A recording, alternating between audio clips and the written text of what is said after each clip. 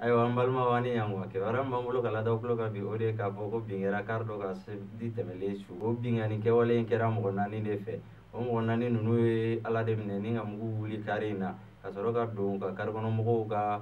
wariw bɛɛ minɛ u la o ka binkanni hukumu kɔnɔna na sotarama dɔ fana tun bɛ ka bɔ Kolokani ni k'i kun ɲɛsin Bamakɔ ma u binna o sotaramaw fana kan an ka finitigiw tulo donn'o o la wagati min na olu ye fɛɛrɛ kɛ ni ka se binkannikɛyɔrɔ in na yen nɔ olu taara sɔrɔ binkannikɛla ninnu tɛ yen bilen nɔ olu fana ma fila kɛ tuguni olu ye fɛɛrɛ kɛ ni ka mɔgɔ minnu banala binkanni kɔnɔna na ani ka mobili ninnu ni k'u sɛnsɛn ka se n'u ye Kati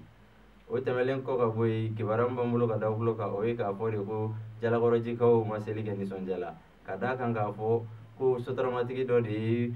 denmisɛnnin san 9 dɔ bɔnɛ a nin na o denmisɛnninw san 9 bɔnɛlen a nin na o ma tɔ to Jalakɔrɔjikaw la olu fana wulila ni ka sotarama in jeni ka sɔrɔ k'a fɔ tuguni ko sotarama si tɛ don Jalakɔrɔji dugu kɔnɔ bilen an ka finitigiw tulo dalen o kan olu ye fɛɛrɛ kɛ ni ka se yen joona joona ka taa olu bolo da u dusu kan o ka sɔrɔ ka circulation labila après midi kɔnɔna na ayiwa an balimaw ni kibaruya ninnu de tun b'an bolo ka lada aw tulo kan bi aw ni ce